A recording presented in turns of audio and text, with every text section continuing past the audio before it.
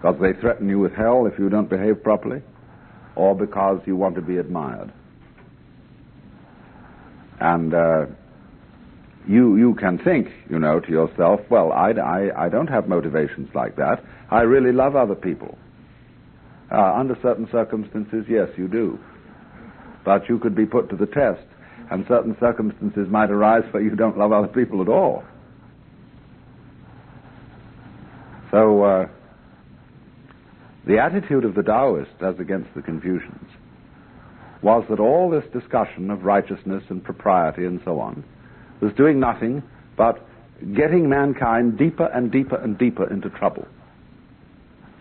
So Lao Tzu says, when the great Tao lost, that is to say, when people no longer followed the natural way, the course of nature, there came duty to man and right conduct. When there were troubles in the state, we began to hear of loyal statesmen. When the family was deranged, we began to hear of filial sons and daughters.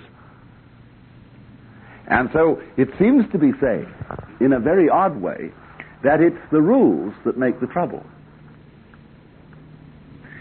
And ordinary common sense tells us that the trouble comes first and then thereafter the rules. Because things have gone astray and the elders say, oh, the young are going to the dogs, we have to lay down the law to them. But it is not as simple as that. You can see, I saw a headline the other day which said, cops riot in Haight-Ashbury.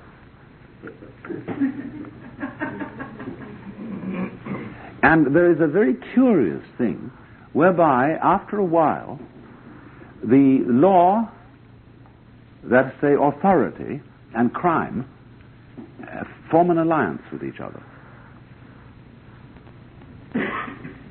And the more you attempt to suppress crime, the more you stir it up.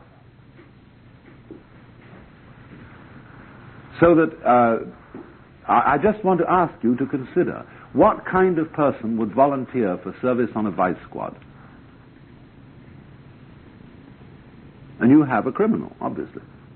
You have a very deranged person. And so we tend, you see, as time goes on, that official types, people who are enforcement officers, begin to be the same kind of people as criminals. So that the law enforcement and crime reinforce each other all the time. They have an alliance. It's a symbiotic relationship. Because lots of symbiotic relationships are contests. And so eventually what happens is that the government is the most successful group of gangsters.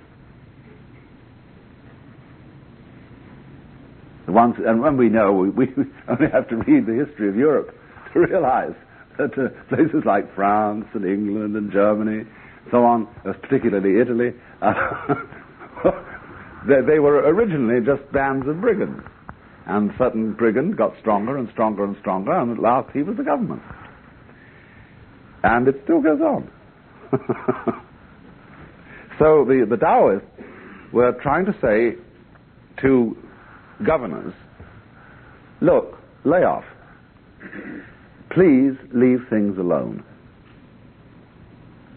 Their idea, you see, Lao Tzu wrote the Tao Te Ching as a manual of advice to emperors. And he says, in other words, that the emperor, although he is above the people, they should not feel his weight. Govern a great state as you cook a small fish. In other words, if you have a small fish like smelts in the frying pan, you don't keep jostling them with a pancake turner, because the fish will just fall apart. You have to cook it very gently. See, less cooking is better than more. That's how the Chinese produce such beautiful vegetables. They hardly cook them at all. They have a method of heating them through very quickly and then serve it at once so that they're very crisp. Less cooking is better than more. So, less law. When about 250 BC, a new dynasty came into power in China, It was called the Han Dynasty. And it followed the Qing Dynasty. The Qing Dynasty lasted for 15 years. The Han lasted for 500. Qing Dynasty was a dictatorship. And this grandiose military emperor was going to found a dynasty that would last for 1,000 years. And he legalized in every direction. He made laws and laws and laws and caused only the right books to be allowed. Most of them were burned, and heaven only knows. When the Han Dynasty came in, they simply wrote all the laws off the books. They repealed everything. They kept about 2 laws against robbery and murder or something like that. And that was it. They wrote them all off. And that was one of the most stable and creative epochs in Chinese culture. So it was very close to anarchy. And you must understand what anarchy is in the true sense. Anarchy is not someone with a grizzly beard and a bomb running around trying to blow up airplanes and stop the public functioning. Anarchy in the West was invented by Prince Kropotkin, who was a great Russian aristocrat who had a theory about that the state is simply a nuisance, and that there simply should be no government in that sense at all. So that, in other words, if you're driving down the road and you see a rock on the road, you don't wait for the Department of Highways to get rid of it. You just stop your car and shove it over. And if everybody does things like that, you see, then things will go along and everybody will feel responsible because there's no government to say, you do it. See? Now, when you start thinking about that, you realize there's probably something to be said for it. But you can't take it quite literally. Because of karma, that is to say, because once you've started to interfere with the course of events, you're stuck with it. It's like it's an awful sticky business for us to get ourselves out of Vietnam. Once we've interfered there, see, we're terribly involved in all sorts of ways.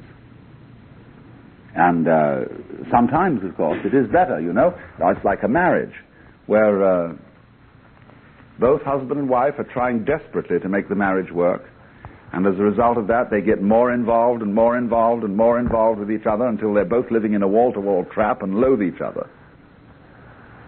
And the only thing is to simply go in and break it up. At all costs, you know, just get out of it. Because when people get more and more involved, under the supposition that they're doing the right thing, and they try to love each other, they don't love each other. And when you pretend to love someone who you don't love, all you do is create hatred. Because you don't like what you're doing, and the person very well knows that you are loving them not because you really do, but because you think it's your duty. And so they feel guilty. And it's a mess all round. So it's completely absurd to be dishonest with your emotions, with your feelings.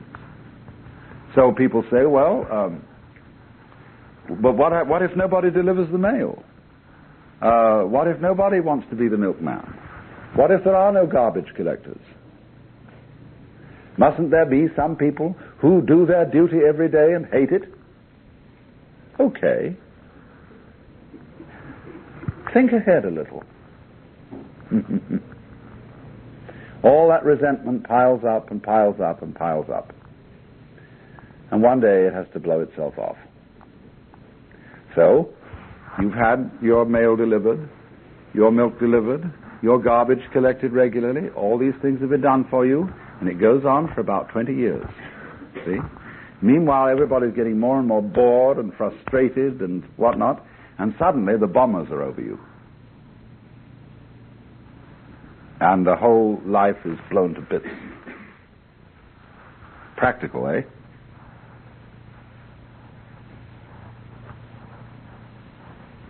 You know, we're out of our heads. Absolutely.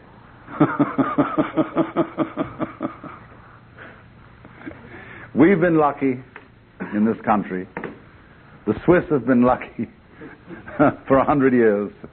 The Swedes have done fairly well by minding their own business, and we were far enough away so that nobody could reach us. But all that's over,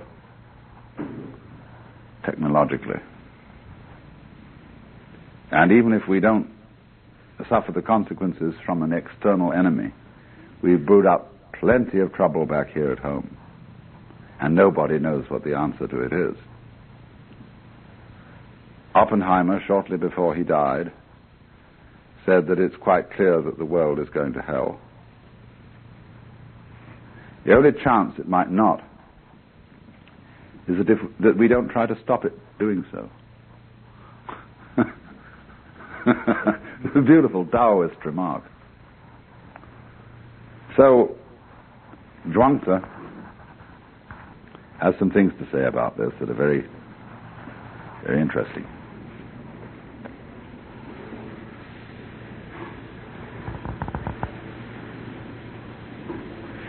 Do you realize how one's character is lost and where knowledge leads?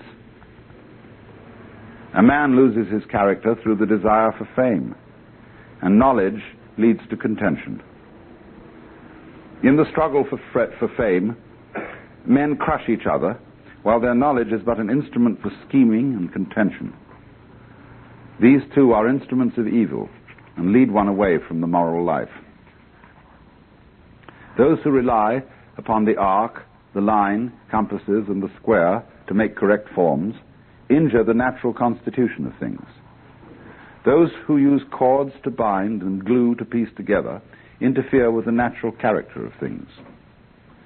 Those who seek to satisfy the mind of man by hampering it with ceremonies and music and affecting humanity and justice have lost the original nature of man. There is an original nature in things.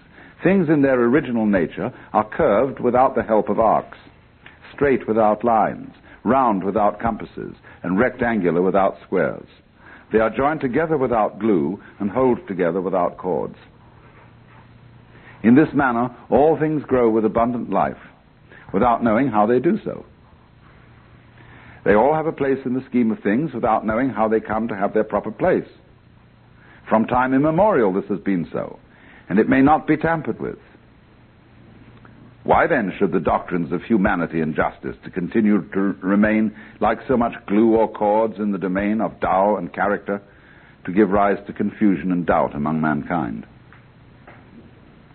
The lesser doubts change man's purpose, and the greater doubts change man's nature.